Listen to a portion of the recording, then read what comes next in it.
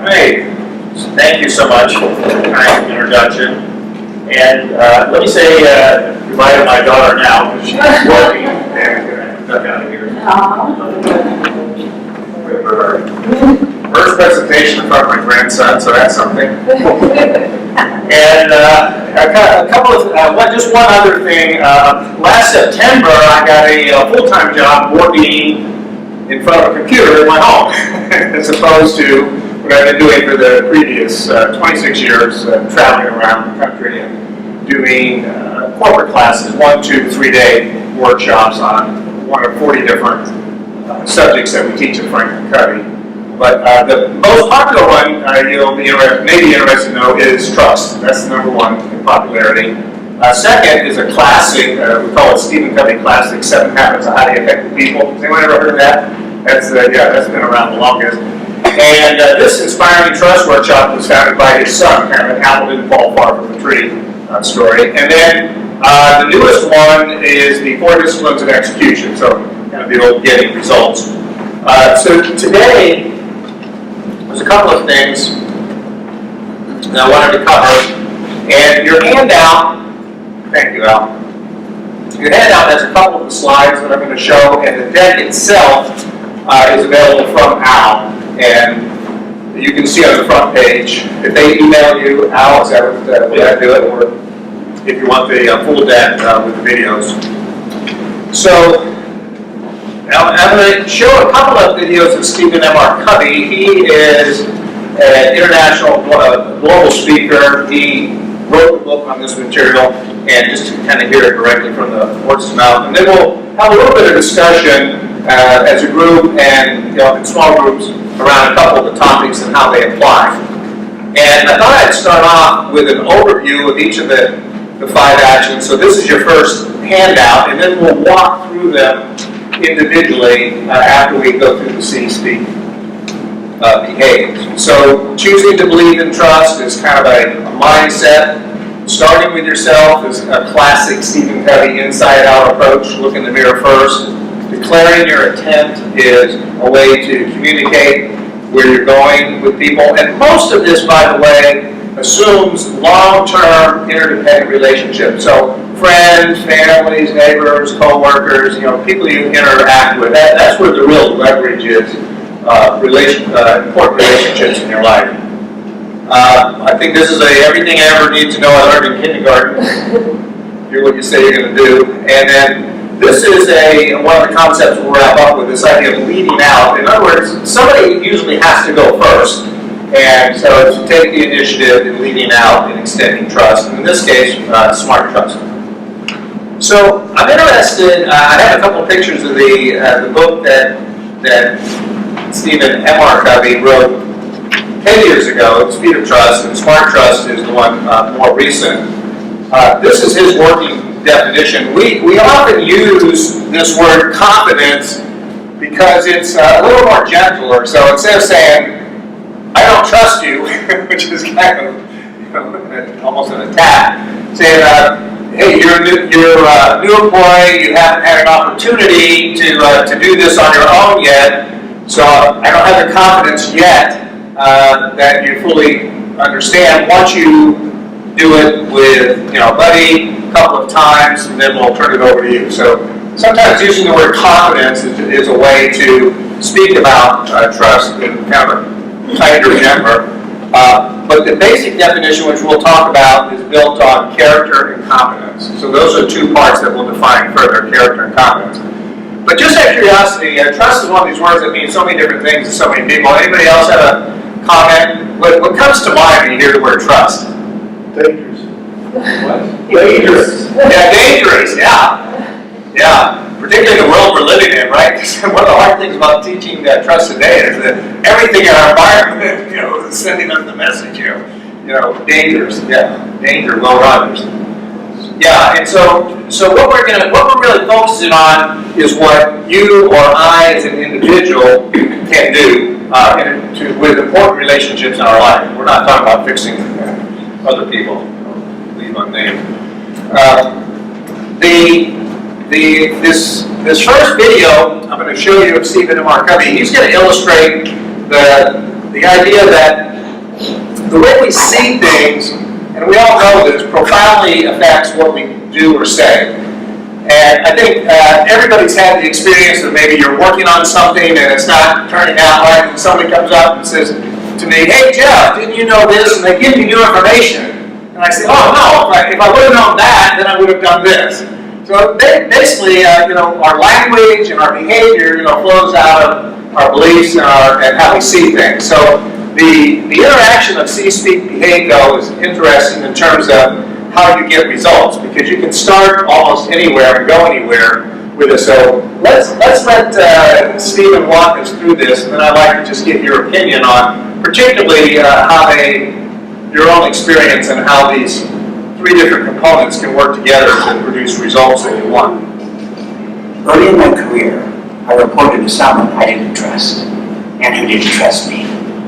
I wasn't sure exactly why, and I was at a loss as to what to do about it. I could clearly see how this lack of trust negatively impacted everything associated with our relationship. What I quickly realized, however, was that no matter how hard I tried, I couldn't just manufacture a feeling of trust for this person. It was during this time that I discovered this profound insight. The feeling of trust is very often the result of a deliberate process of creating trust. Put another way, trust the noun, what we feel, is often the result of trust the verb, what we create. I make the mistake of focusing on the feeling of trust rather than on the practical process for creating trust. Like a ripple in a pond, trust begins with you. It spreads out to impact your relationships, your team, and even your entire organization. What I have discovered is a simple pattern that, when applied, can breathe life into every relationship. It is a practical process that you can engage in to create trust. The see, speak, behave process will help you see trust in an entirely different and exciting way. A way that will open up the possibilities and enable you to increase trust and receive the dividends of trust on every level. It will also give you a language to speak about trust. It will enable you to name the underlying issues involved and to talk about them and resolve them. This process will also help you develop the behaviors that establish and grow trust. As you learn about these behaviors and recognize the impact when people practice them and when they don't, you will understand how you can behave in ways that quickly build enduring trust. Once you begin to speak and behave in high trust ways, you'll start to recognize this effect on you and the people around you. You'll begin to see it. Clearly, these three dimensions are interdependent. And whenever you affect a change in one dimension, you affect a change in all three. Taken together, this process will enable you to consciously and deliberately create trust in the relationships that are most important in your work and in your life. So that idea of most important relationships again. So just taking a minute, we ultimately want to get results. So can anybody just comment on how these three need to work together to get results? So in the context of what we're talking about today, is you're looking to increase the level of trust with a group or with an individual that you interact with. So maybe just picking any one of them. Can somebody just pick any one of those and say what your experience has been? How does it help you get the results you want? What would you say? Maybe I'll prime it with language, speaking. What's the importance of choosing your words carefully, or that kind of thing? I'm just thinking about my dad that always says, "Don't do as I do, as I say or tell you to do," and he did the complete opposite. So I never really got that. So yeah, say what you mean and do what you say. Yeah, I was raised with that. Do as I say, not as I do. And I didn't know it at the time, but it never did work, so I look back on it. Yeah, so that's really a good point. I mean, language is more important, but I really, some of you notice that over the years, it's more important, that they be aligned. Don't we start out as children trusting everything, and then we have to learn not to trust, and then we have to That's scary, isn't it? When we say we start out trusting everybody and we learn not to. Yeah. And then we have to unlearn not to trust. Yeah, then go full circle. Yeah. Yeah, really good. I was just going to say, I never thought about it until this moment, but even if somebody is behaving in a trustworthy way, if they're not communicating, then you might get missed and speak actually is. Yeah, that's the kind of thing. Behaviors can be misinterpreted, right? So that's really a good insight. So articulating and saying what you're doing and why, we'll talk more about that. Very important. Perhaps also choosing to say only those things that you can actually follow up on, Right. as opposed to sort of going beyond, you're building things up that lead to expectations that people just can't realize. Yeah. I'm still working on that one. I won't go into details, but all right. So let's walk through these. So your first two handouts really are about these two. The second and third page are about these two. So let's start with believing the importance of trust. And this one really kind of speaks to what we were just saying about how we see things and the point about learning to trust and unlearning. So understanding your current beliefs and also how much we've allowed other people's low trust beliefs to affect us. You may have heard the story about the fellow from a small country town everybody knows, where he goes to New York City, staying at a hotel afterwards, he wants to go for a walk, and he talks to the concierge, says, is this, safe to walk outside? And says, well, this is probably the safest part of the city, but, New York City, you never know, you have to be careful. And he says, oh yeah, big guy, I can take care of myself, thanks, I just want to make sure I'm not, being stupid. And he goes out and starts walking, next thing you know, he hears somebody running up behind him, and he turns around, and as he turns, the guy, bumps into him, and it's a young kid, pretty small kid, and he says, whoa, what's going on? And he says, oh, sir, I'm so sorry, I apologize. You turned so quickly, I couldn't stop. I'm just out for a jog. And he says, sure, no problem. He says, oh, this is a nice guy. And he feels, and his wallet's gone. And now he's just livid, And he takes out after the kid, and he catches him, lifts him up by the shirt, giving him the wallet, and getting him over the wallet. He says, gotta go. He says, yeah, get out of here, He goes back to the hotel, feeling pretty good about himself, goes up to his room and takes his wallet out, put it on his dresser, and sees his wallet sitting on his dresser that he had forgot and left on his dresser. He had the kid's wallet. But the point is that we are influenced by what goes on around us, and I really like that point about learn and unlearn back and forth. So that's where we're going with smart trust. The idea of smart trust is ultimately where we're going, to use our judgment in each situation with each relationship. And normally, again, we're not talking about a jogger walking and running by. We're talking about long-term relationships. So we have plenty of chances. And the thinking is that, and this is out of the book Smart Trust by Stephen M. Marcotti and Greg Link, who co-authored it. And what they found working with people around the world, that oftentimes you can kind of compare this to your own thinking, is that people that are trusted and that they inspire trust with others generally have the belief that they are worthy of trust. So I believe I'm worthy of your trust. I believe that most people can be trusted. Again, we're going to judgment, smart trust, but how many people feel that most people can be trusted? Because that's actually not why you don't believe. That's in the minority. You're in the minority.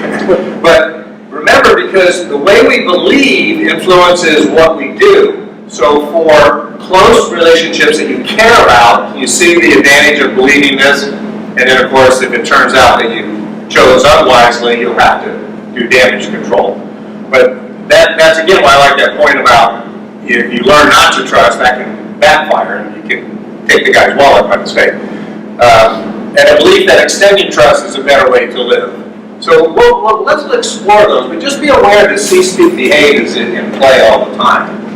So trust always affects two variables, and we all know this. If you think about a low-trust relationship you've had in the past or you have you noticed that everything takes longer? You have to check up on the person and follow up on the person and think about whether they're going to do it. And usually all that translates into a cost. As a minimum, it takes more time to do that. You got 24 hours of the day, you're going to have to spend more time with that person than you would with a high trust. Think about a high trust person. They say they're going to do something, they have a track record of trust, boom, no checking up, no following up, you can make your plans around them. So, does that make sense? Where always affects those two variables. Now, what I'd like you to do is just talk with your neighbor for a minute, and then I'll ask you, what else does it affect? We know it affects speed and cost, but low trust relationships also elicit, most of us have experienced one or more of these feelings on the left column. And high trust relationships often bring about one or more of these. Would you agree? Have you had one or more of these with a high trust relationship? So just take a minute, look at these lists, and not necessarily pick one of these words, but just think a little bit bigger. We know high trust, we know trust, in fact, impacts cost and speed. What are some other words that you would pick that trust also impacts? In other words, we're trying to get, what's in it for me investing my time to build high trust? So I'm gonna improve speed, I'm gonna lower cost, but that, depending on the relationship, may not be the big thing. What else can you expect when you have a high trust relationship? So talk in small groups of 2 or 3 where people you're sitting, maybe turn around, introduce yourself, and just pick 1 or 2 things that trust impacts in your experience. What else does trust impact? Okay, just another moment, please. I'd like to hear from a couple of you. I have much to say. Let me hear from a couple of people. What are you talking about, please? Like we're talking about how to diminish the reliability and consistency of whatever it is that you're doing. Yeah. Yeah, the low trust, or the flip side. Both, usually there are 2 sides of the coin, so you can diminish or increase. Well, I think predictability is very important. Yeah, predictability, high trust, much more. Actually, Predictability. that applies high trust or low trust. Would you agree? I say that all the time. Trump is so predictable. I can tell you exactly what he's going to say. Right along those lines, we talked about how there's somebody who talks about everybody in concerts all the time. Yeah. Presenting a false stuff to them so they don't end up talking about the things they don't want them to share. Yeah. So you're less trustworthy if you're around a trust person. Yeah. That's a really good point. Yeah, we are heavily influenced by people we're around. I think leadership falls on both sides. If you really trust someone, you'll tend to follow their leadership, and if you don't, you won't. And the problems come when half the people do trust them and half the people don't. Yeah. Especially in business. Yeah. No trust. It destroys your reputation. It destroys your brand image. It destroys your... It's scary how fast it does. You have one bad product out there, or one bad service incident, Yeah. it'll take forever to get that back. Yeah. They have these recalls on, and, this product is bad, this product, and it gets on the news now. Yeah. Volkswagen covered up their emission test. Yeah. It's almost immediate. It just made me realize that's true for anything. Like you could have a friendship where you invest in like 100 good actions and one. Yeah, one bad thing. That's another good point. It's not equal. The dads, even because you have the emotional bank account, you make deposits, it goes up, you make withdrawals, it goes down. And one of the biggest things, but by the way, deposits and withdrawals don't equal one another. You could take 100 deposits and maybe not ever be able to undo a massive withdrawal. I think that it creates better effectiveness in a company or any kind of relationship. Yeah. Because when you have a relationship built on trust, it's going to go up quicker, you're going to be more effective, you're going to be able to get more things done, Yeah. So It is amazing. That's what we say. Trust is like the tide that floats all boats, and it can go both ways. You can sink the boat too. I was just going to say, I think low trust relationships lead to loneliness. Yes. Loneliness, and the flip side, Larry and I were talking about that, and we were saying also you can have happiness. Trust can influence happiness too. It is important to recognize that trust is different than love. You can love someone but not trust them, right? There are 2 different, phenomena. Oftentimes, though, there is a an overlap to get a high trust thing going, and vice versa. So inside out, we have to take a look at ourselves, and am I delivering a trustworthy person? And, I totally reacted to the, over-committing, because I know I'm self-aware that's one of my problems, is that, I get going, there's a combination getting older and forgetting, and then there's being busy and overloaded, and then there's just flat out over-committing. That's the problem. And I know Stephen Covey, the dad, used to say, you can't talk your way out of a problem you behave yourself into.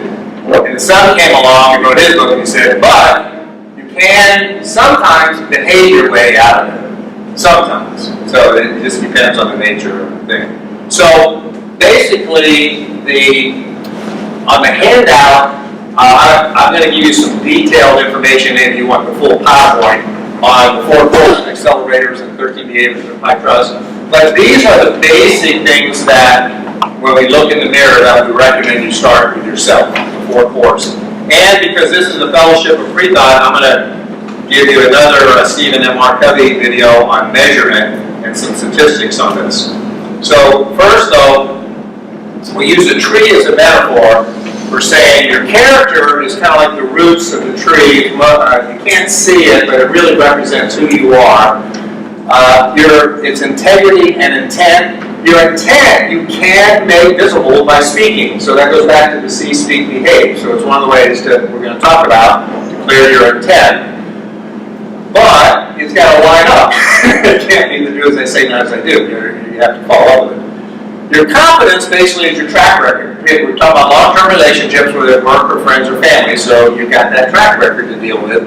And your capabilities is pretty much a catch-all for your potential, the talents, your attitude, your skills, your knowledge. I mean, we're all unique in different capabilities.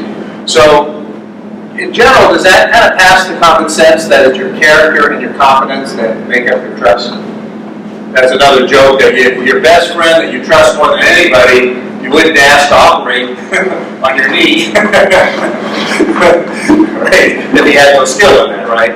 So both are required, and depending on the circumstance. But sometimes character is all you need for a good friend, because if there's no skill or competence, you're not going to ask him to operate on you. Now, here's some data for you. These are the 4 cores of credibility that I just mentioned, using the tree metaphor. We, as a company, routinely survey leaders. We go in and teach leadership of organizations, and we ask them to assess themselves on their trustworthiness, and then we ask their colleagues to assess them on their trustworthiness. And what do you think about that? Does that sound believable?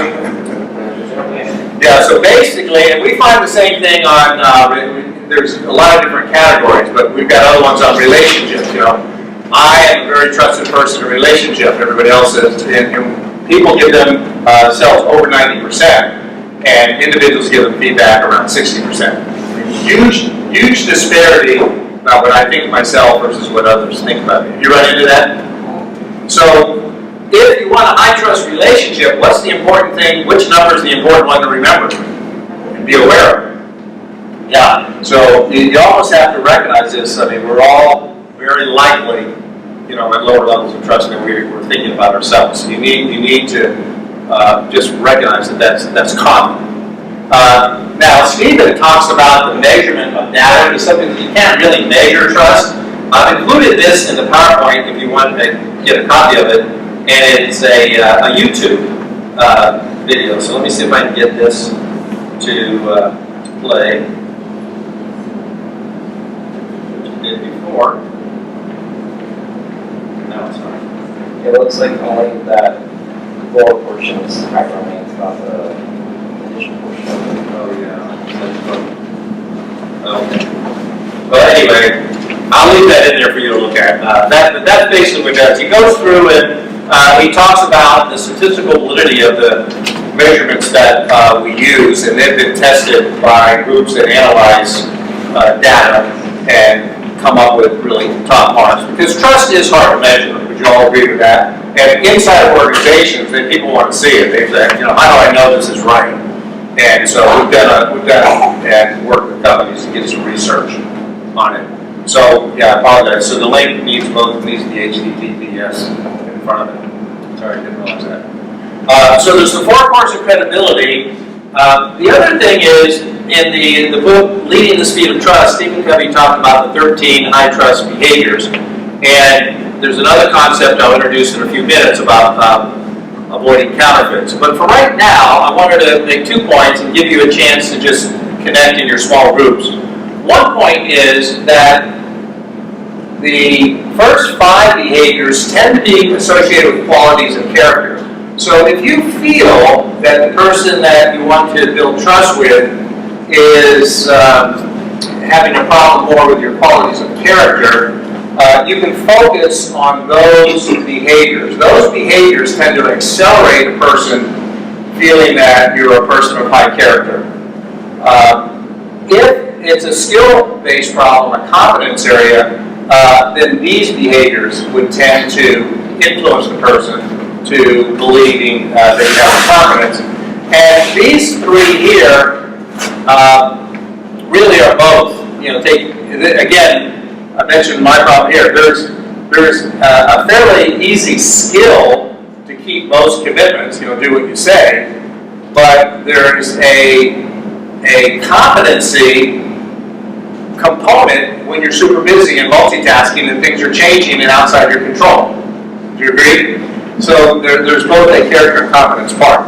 And then we're going to finish up today with extend trust. But take a moment and just talk to folks about what you feel that you personally would be the best at, where you would give yourself the highest marks, and which one you feel you may need to work on the most. Just take a minute. Where do you self-assess that you're strong? Where do you self-assess that you might need to work to improve it?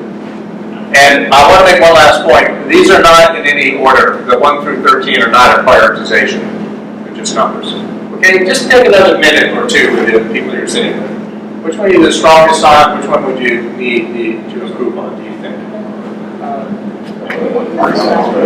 Okay, let's reconnect. So, were you able to see something that you're strong in, something you could improve? I mean, it's fairly obvious. And then the idea in a relationship is to communicate enough so that you understand the one that's the high leverage. We haven't got to that part yet. But, so let me go through with the 3rd step, declare your intent. Now, declare your intent has a couple of parts, and it in and of itself is accelerated by remembering the way you see things. Your mindset, your belief is driving your behavior. So you really need to assume positive intent. And if you can't, if you've got data and a belief that that's not there, then that's probably a showstopper. Does that make sense? And that could be the case. I mean, obviously, I know people like that, and you know people like that. But if you're trying to improve the relationship, you got to move the mindset into the assuming positive intent. Now, when you articulate and speak your intent, most people, I'm self-aware that I do this. I do often say, the what. When I remember that even back at work when I give somebody some feedback in a performance review. My intent is to give you the information that you need to make the improvements you need to make, something like that. But what we found is it's also important, and usually very important, to explain the why behind the why. And that kind of gets a person to understand whether you really care about them or you're just a robot, giving the information. I want to give you this feedback so you can make changes because I see the potential in you, and I feel confident that if you have the right information, I'll be glad to support you on this as your boss. You'll be able to make the necessary improvements. If that in fact is the truth, of course. Everything you're saying, has to be correct. Anybody else want to comment? This has been around for a while, but anybody else have an opinion or want to speak on what in your own experience, explain the why behind the what? Where's the advantage in that? Well, the disadvantage is when you tell them why, then you get an argument back. The disadvantage is saying why you get an argument back. That's in play all the time. That's an excellent point. Well, I think that most people respond to knowing why you're supposed to do something. If somebody comes and tells me you've got to do this, right, and it has to be done now, and I have no idea why. Yeah. If they include them, put in and they explain why it has to be done, Yeah. most people are much more likely to stop that. Yeah. That makes sense. I first heard that by Dr. Denny. He was kind of the grandfather of the quality movement back in 1492. And I went to one of his classes as a young engineer. And I was blown away by that very concept that a couple of us said, okay, we understand what you're saying, but we're not convinced that's necessary. We said, okay, there's three of us. Okay, you three, come up here, and I want you to clear off this table. You do it? Yeah, of course. We start clearing off the table. We said, okay, now we're going to do brain surgery. Whoa, wait a minute. If you would have told us why you wanted us to clear up the table, we might have got some antiseptic or some other thing. Oh, you did want to know why. So he's kind of joking around with this, but the point is that people can make more informed decisions, and often things, it's very hard to know exactly what to tell a person that covers all circumstances and eventualities. So if they understand why they're doing something, they're more likely to be able to make an informed decision if things don't go exactly. I think so. In addition to that, I think people are motivated better. People are robots. People are beings. So to understand why gets them motivated and on board with something. Yeah, I think people would concur with that. Yeah, big time. Not robots. If you explain your thought process to the other person, it tells you that you value their opinion. And it makes them more willing to work with you. Like, oh, you think I actually have value? Like, okay, let's talk about it. Let's figure out what our next step might be. Yeah, again, all this has to be coming out of a genuine caring for the people, because remember, we're talking about long-term relations, and you can kind of tell if someone really cares, about you and what you're saying, and right? So that's where we keep all that in mind. I think when you explain the why, you might get some very valuable feedback and find a better way to do it too. Yeah, excellent point, right? Yeah, and particularly this day and age. Yeah, I just remember there's a lady that works for me who I started sending on a couple of different meetings, different places. Yeah. And at first it seemed kind of arbitrary to her why she was going and servicing these particular clients. Yeah. And I explained to her why I was doing that. I wanted her to develop a certain relationship with these certain set of clients, and then it all clicked for her. And now, she's loving it. Yeah. Yeah. Somebody else? Yeah. An interesting follow-up to that, if she didn't have that background, she would have just done her task and left and not done the extra actions necessary to build a relationship with that client, and it would have been for naught. Yeah. Yeah. So tapping into people's potential, I like that though. I would say that with my family, even outside of the work area, that was kind of a mindset we had when raising our children. Was, you need to clean your room. Well, why? And I think for us, we would try to give that feedback to them, so why we felt that was a good thing. Yeah. I think in the long run, that opened up that trust between them. Yeah, that is great. That just cracks me up, because I can think back, again, I was raised by a colonel in the Air Force, and I made my bed, you could bounce a quarter. Why I was doing it. And first chance. Yeah. But yeah, it's much more motivational, and intrinsically motivating too. Yeah, and then of course, do what you say. I mean, this is where the counterfeits come in. So on the 4 points of credibility and the 13 behaviors of high trust, Joanna, my wife, was just saying that we were originally trained by Stephen Covey way back in the day, and that his emotional bank account, that kind of really always resonated with us. They made deposits and withdrawals and kind of analogous to go to the bank and putting money in and taking money out. But the really, I always like that metaphor, but the big idea to me that his son had is the idea of counterfeit behavior. Now, counterfeit behavior is exactly that. It's behavior that initially seems to look like one of the 13 behaviors, but upon closer examination or follow-up, it's not. Let's see if this one works here. Got the HTTPS. I'm often asked, isn't trust just common sense? Yes, trust is common sense, but it's not common practice. And the reason it's not is because many organizations and many leaders are doing what I call counterfeit behavior. In the Speed of Trust, we've identified 13 specific behaviors that are extraordinarily high leverage in building trust well and quickly. Behaviors like talking straight, encouraging transparency, and righting wrongs and keeping commitments. Talk straight, for example, means to tell the truth. The opposite is when someone lies. If you lie, you're going to lose trust. If you tell the truth, you're going to build trust. Those are pretty obvious. The behavior and the opposite. Each one of these 13 high trust behaviors has an opposite. It also has a counterfeit. The danger is in the counterfeit. Counterfeit behavior, like counterfeit money, it looks like the real thing, but it's not. Upon closer inspection, you discover that it's fake. It's fraudulent. Let me give you an example. The counterfeit behavior of talk straight is when you spin and twist and manipulate and posture. You see, you technically tell the truth, but leave the wrong impression. You say, I didn't lie, and you didn't, but you misled. You withheld information. Here's what makes this hard. You see, we can get results through counterfeit behavior, but you know what? It comes at a cost, and often it's an enormous cost. Every time there's counterfeit behavior, there is a tax, and trust goes down. People can sense it. When you spin, you'll begin to find going forward that everything you say gets discounted, diluted, taxed. When you play this out now, on a team or on a project, in a department, in an organization, the costs are devastating. The even bigger problem is that when most people behave the counterfeit, they're not even aware of it. You see, we're deeply scripted. Counterfeit behavior is not only socially acceptable, it becomes the prevailing norm in the culture, the prevailing way we operate. It's when people spin instead of talking straight. They're like hidden agendas instead of creating transparency. They cover up and disguise problems instead of righting the wrong. They overpromise and underdeliver instead of keeping commitments. And that's what's happening on many teams and organizations today. As a result, it taxes us at every gate. You see, it's not just the work we do inside our teams that matter, it's how we do what we do.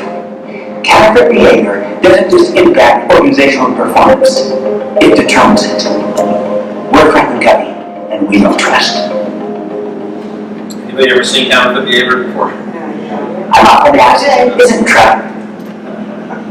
Yeah, I mean, that's kind of the, he talks about it being, just everywhere. And, I think for years we used the term politics in a derogatory fashion just because of that going on. You just couldn't say anything that didn't, a politician saying something right away, you just know, okay, that's not true. And the big idea is we know that opposite behavior cause trust to go down. But what about counterfeit behavior? Same thing. Over time, not in the moment. And he used the term there's a cost to it. Remember the tax metaphor we talked about earlier? Would you agree with that? And so that's the one. And then what did he mean by it's in the culture? Let's take a work environment. What would that mean if he's saying it's in your culture? Well, so like recently I went into a big bout of negotiations and writing up, ULOs and terms of agreements and partner contracts and all of that. That is just saturated with counterfeit. Yeah. Everything in there. Everybody has an agenda with how they worded something so they can execute something in their benefit later down the road so they can cover their ass somewhere. Yeah. Have you seen that? It's everywhere. Basic. So again, in your group of people that you want to inspire trust with, that's the idea. And you have to almost talk about them and explain why it's a bad idea, which is what you're saying. So socially acceptable. Okay, closing slides. We need to become aware of our own propensity to trust. So we call this primarily a matter of the heart, and that we need to do some analysis to extend smart trust. And this is the final picture in your handout. The analysis is more, me as an engineer, okay, what's the opportunity, what are the risks, what's the trustworthiness of the other person, data, election. But we all have a propensity to trust. And Larry, can I share that you volunteered to have a high propensity to trust? What do you think has happened to Larry in his walk through life? He has a high propensity to trust. Disappointed. Yeah, disappointed and getting burnt. So, unfortunately, the idea of smart trust is to be able to trust wisely, to use your judgment, because I think we've all been burned. How many people have been burned? Yeah, and so welcome to the human race, right? But so the idea is here is, again, we're talking about relationships, close relationships, long-term interdependent relationships. Smart trust is really, and leading out means you are taking the risk. You're going first. You're extending trust. But we don't want you to set yourself up for failure. We really want you to have done all the groundwork ahead of time so that you increase the likelihood that you get results. But boy, oh boy, every day is a new event. Do you agree? Yeah. And I don't see that changing. So in your slide deck, if you get it, let me just kind of show you, which I'm not going to go through now, but what I included is along the left-hand side, there's a whole appendix, just what is basically in the deck. Let me go to the bottom, sorry.